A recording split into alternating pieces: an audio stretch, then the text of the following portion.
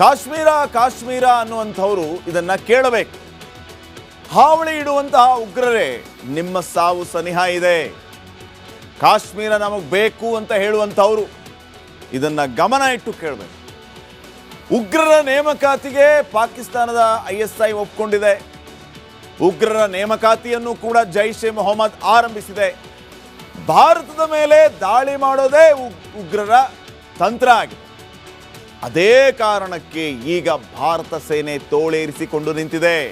ಇವರಿಗೆ ಉತ್ತರ ಕೊಡಬೇಕಲ್ಲ. ಅದರ ಅರ್ಥ ಮತ್ತೊಂದು ದಾಳಿಗೆ ಈಗ ಭಾರತ ಏರ್ಫೋರ್ಸ್ ತಯಾರಾಗ್ತಾ ಇದೆ. ಆಪರೇಷನ್ ಸಿಂಧೂರದ ಮೂಲಕ ಪಾಕಿಸ್ತಾನ ಇನ್ನೂ ಕೂಡ ಸುಧಾರಿಸ್ಕೊಳ್ಳೋದಕ್ಕಾಗ್ತಾ ಇಲ್ಲ. ಗೊಳೋ ಅಂತ ಒಂದೇ ಕಣ್ಣಿಂದ ಅಳ್ತವೆ. ಈಗ ಆಪರೇಷನ್ ಸಿಂಧೂರ 2 ಭಾರತ ಸೇನೆ ಇದಕ್ಕಾಗಿ ತಾಲೀಮನ್ನ ನಡೆಸ್ತಾ ಇದೆ. ಜಸ್ಟ್ ಇಮ್ಯಾಜಿನ್ ಮಾಡ್ಕೊಳ್ಳಿ, ಆಪರೇಷನ್ ಸಿಂಧೂರ ಭಾಗ 2 ಆರಂಭ ಆದರೆ ಯಾವ ರೀತಿ ಪಾಕಿಸ್ತಾನ್ ಸಮಸ್ಯೆಯನ್ನು ಎದುರಿಸುತ್ತೆ. ಈಗಾಗಲೇ ನಮ್ಮ ಹೆಮ್ಮೆಯ ಭಾರತೀಯ ಸೈನಿಕರು, ಸೇನಾಧಿಕಾರಿಗಳು ಹೇಳಿದ್ದಾರೆ, ಇನ್ನೊಮ್ಮೆ ಆಪರೇಷನ್ ಸಿಂಧೂರ ಆರಂಭ ಆದರೆ ಜಗತ್ತಿನ ಭೂಪಟದಲ್ಲಿ ಪಾಕಿಸ್ತಾನ ಇರೋದಿಲ್ಲ ಅಂತ ಹೇಳಿ. ಸೊ ಫೆಬ್ರವರಿ 22ರಿಂದ ಜೈಸಲ್ಮೇರಲ್ಲಿ ತಾಲೀಮು ಶುರು. ರಫೇಲ್, ತೇಜಸ್ ಇಂಥ ಯುದ್ಧ ವಿಮಾನಗಳು ಇದರಲ್ಲಿ ಭಾಗಿಯಾಗುತ್ತೆ. ಸುಖೋಯ್ 30, MiG-29, ಮಿರಾಜ್ 2000, ಜಾಗ್ವಾರ್ ಯುದ್ಧ ವಿಮಾನಗಳು ಕೂಡ ತಾಲೀಮಿನಲ್ಲಿ ಭಾಗಿಯಾಗುತ್ತೆ. Pakistan, count your days. Pakistan ಗಡಿಯಲ್ಲಿ 100ಕ್ಕೂ ಹೆಚ್ಚು ಯುದ್ಧ ವಿಮಾನಗಳ ಗರ್ಜನೆ.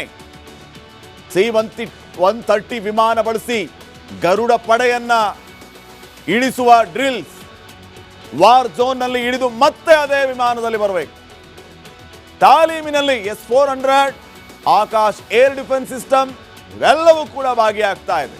High power, long range, medium range, short range ಇವೆಲ್ಲವೂ ಕೂಡ ತಾಲೀಮಿನಲ್ಲಿ ಭಾಗಿಯಾಗಲಿಕ್ಕಿದೆ. ಪಾಕಿಸ್ತಾನಕ್ಕೆ ಇದನ್ನು ಕೇಳಿನೇ ಬೆವರು.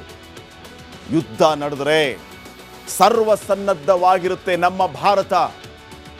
ಥೇಟ್ ಮೇ 7ನೇ ತಾರೀಕು ನಡೆದ ಆಪರೇಷನ್ ಸಿಂಧೂರದ ರೀತಿ ಈಗಾಗಲೇ ತಯಾರಿ ನಡೀತಾ ಇದೆ. ಪಾಕಿಸ್ತಾನಕ್ಕೆ ಆತಂಕ ಶುರುವಾಗಿದೆ. ಕಾಶ್ಮೀರ ಕಾಶ್ಮೀರ ಅನ್ನುವಂಥವರು ಇದನ್ನ ಕೇಳಬೇಕು. ಹಾವಳಿ ಇಡುವಂತಹ ಉಗ್ರರೇ ನಿಮ್ಮ ಸಾವು ಸನಿಹ ಇದೆ. ಕಾಶ್ಮೀರ ನಮಗೆ ಬೇಕು ಅಂತ ಹೇಳುವಂಥವರು ಇದನ್ನ ಗಮನ ಇಟ್ಟು ಕೇಳಬೇಕು. ಉಗ್ರರ ನೇಮಕಾತಿಗೆ ಪಾಕಿಸ್ತಾನದ ISI ಒಪ್ಪಿಕೊಂಡಿದೆ. ಉಗ್ರರ ನೇಮಕಾತಿಯನ್ನು ಕೂಡ ಜೈಷ್ ಎ ಮೊಹಮ್ಮದ್ ಆರಂಭಿಸಿದೆ. ಭಾರತದ ಮೇಲೆ ದಾಳಿ ಮಾಡೋದೇ ಉಗ್ರರ ತಂತ್ರ ಆಗಿದೆ. ಅದೇ ಕಾರಣಕ್ಕೆ ಈಗ ಭಾರತ ಸೇನೆ ತೋಳೇರಿಸಿಕೊಂಡು ನಿಂತಿದೆ. ಇವರಿಗೆ ಉತ್ತರ ಕೊಡಬೇಕಲ್ಲ. ಅದರ ಅರ್ಥ ಮತ್ತೊಂದು ದಾಳಿಗೆ ಈಗ ಭಾರತ ಏರ್ಫೋರ್ಸ್ ತಯಾರಾಗ್ತಾ ಇದೆ. ಆಪರೇಷನ್ ಸಿಂಧೂರದ ಮೂಲಕ ಪಾಕಿಸ್ತಾನ ಇನ್ನೂ ಕೂಡ ಸುಧಾರಿಸ್ಕೊಳ್ಳೋದಕ್ಕಾಗ್ತಾ ಇಲ್ಲ. ಗೊಳೋ ಅಂತ ಒಂದೇ ಕಣ್ಣಿಂದ ಅಳ್ತವೆ. ಈಗ ಆಪರೇಷನ್ ಸಿಂಧೂರ 2 ಭಾರತ ಸೇನೆ ಇದಕ್ಕಾಗಿ ತಾಲೀಮನ್ನ ನಡೆಸ್ತಾ ಇದೆ. ಜಸ್ಟ್ ಇಮ್ಯಾಜಿನ್ ಮಾಡ್ಕೊಳ್ಳಿ, ಆಪರೇಷನ್ ಸಿಂಧೂರ ಭಾಗ 2 ಆರಂಭ ಆದರೆ ಯಾವ ರೀತಿ ಪಾಕಿಸ್ತಾನ್ ಸಮಸ್ಯೆಯನ್ನು ಎದುರಿಸುತ್ತೆ. ಈಗಾಗಲೇ ನಮ್ಮ ಹೆಮ್ಮೆಯ ಭಾರತೀಯ ಸೈನಿಕರು, ಸೇನಾಧಿಕಾರಿಗಳು ಹೇಳಿದ್ದಾರೆ, ಇನ್ನೊಮ್ಮೆ ಆಪರೇಷನ್ ಸಿಂಧೂರ ಆರಂಭ ಆದರೆ ಜಗತ್ತಿನ ಭೂಪಟದಲ್ಲಿ ಪಾಕಿಸ್ತಾನ ಇರೋದಿಲ್ಲ ಅಂತ ಹೇಳಿ. ಸೊ ಫೆಬ್ರವರಿ 22ರಿಂದ ಜೈಸಲ್ಮೇರಲ್ಲಿ ತಾಲೀಮು ಶುರು. ರಫೇಲ್, ತೇಜಸ್ ಇಂಥ ಯುದ್ಧ ವಿಮಾನಗಳು ಇದರಲ್ಲಿ ಭಾಗಿಯಾಗುತ್ತೆ. ಸುಖೋಯ್ 30, MiG-29, ಮಿರಾಜ್ 2000, ಜಾಗ್ವಾರ್ ಯುದ್ಧ ವಿಮಾನಗಳು ಕೂಡ ತಾಲೀಮಿನಲ್ಲಿ ಭಾಗಿಯಾಗುತ್ತೆ. Pakistan, count your days. Pakistan ಗಡಿಯಲ್ಲಿ 100ಕ್ಕೂ ಹೆಚ್ಚು ಯುದ್ಧ ವಿಮಾನಗಳ ಗರ್ಜನೆ. C-130 ವಿಮಾನ ಬಳಸಿ ಗರುಡ ಪಡೆಯನ್ನ ಇಳಿಸುವ ಡ್ರಿಲ್ಸ್. ವಾರ್ ಝೋನ್ ನಲ್ಲಿ ಇಳಿದು ಮತ್ತೆ ಅದೇ ವಿಮಾನದಲ್ಲಿ ಬರಬೇಕು. ತಾಲೀಮಿನಲ್ಲಿ S-400 Akash air defence system ಇವೆಲ್ಲವೂ ಕೂಡ ಭಾಗಿಯಾಗ್ತಾ ಇದೆ. High power, long range, medium range, short range ಇವೆಲ್ಲವೂ ಕೂಡ ತಾಲೀಮಿನಲ್ಲಿ ಭಾಗಿಯಾಗಲಿಕ್ಕಿದೆ. ಪಾಕಿಸ್ತಾನಕ್ಕೆ ಇದನ್ನು ಕೇಳಿನೇ ಬೆವರು. ಯುದ್ಧ ನಡೆದರೆ ಸರ್ವಸನ್ನದ್ಧವಾಗಿರುತ್ತೆ ನಮ್ಮ ಭಾರತ. ಥೇಟ್ ಮೇ 7ನೇ ತಾರೀಕು ನಡೆದ ಆಪರೇಷನ್ ಸಿಂಧೂರದ ರೀತಿ ಈಗಾಗಲೇ ತಯಾರಿ ನಡೀತಾ ಇದೆ. ಪಾಕಿಸ್ತಾನಕ್ಕೆ ಆತಂಕ ಶುರುವಾಗಿದೆ.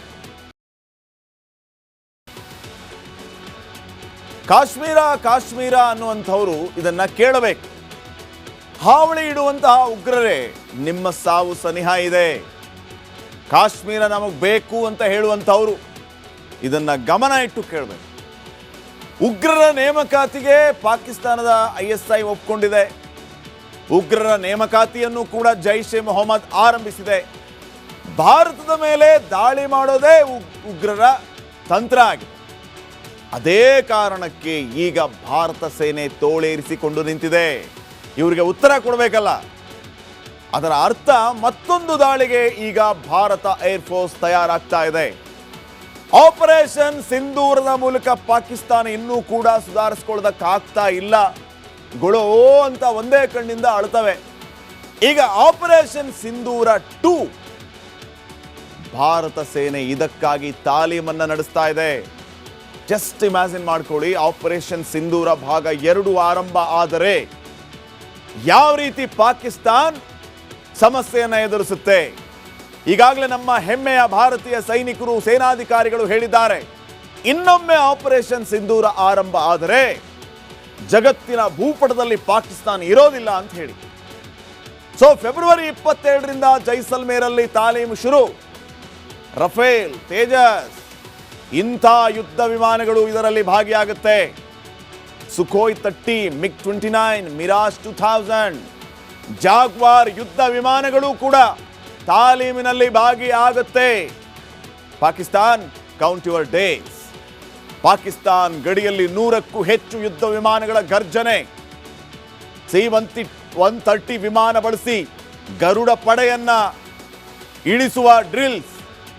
ವಾರ್ ಝೋನ್ ನಲ್ಲಿ ಇಳಿದು ಮತ್ತೆ ಅದೇ ವಿಮಾನದಲ್ಲಿ ಬರಬೇಕು. ತಾಲೀಮಿನಲ್ಲಿ S-400, Akash air defence system ಇವೆಲ್ಲವೂ ಕೂಡ ಭಾಗಿಯಾಗ್ತಾ ಇದೆ. High power, long range, medium range, short range ಇವೆಲ್ಲವೂ ಕೂಡ ತಾಲೀಮಿನಲ್ಲಿ ಭಾಗಿಯಾಗಲಿಕ್ಕಿದೆ. ಪಾಕಿಸ್ತಾನಕ್ಕೆ ಇದನ್ನು ಕೇಳಿನೇ ಬೆವರು. ಯುದ್ಧ ನಡೆದರೆ ಸರ್ವಸನ್ನದ್ಧವಾಗಿರುತ್ತೆ ನಮ್ಮ ಭಾರತ. ಥೇಟ್ ಮೇ 7ನೇ ತಾರೀಕು ನಡೆದ ಆಪರೇಷನ್ ಸಿಂಧೂರದ ರೀತಿ ಈಗಾಗಲೇ ತಯಾರಿ ನಡೀತಾ ಇದೆ.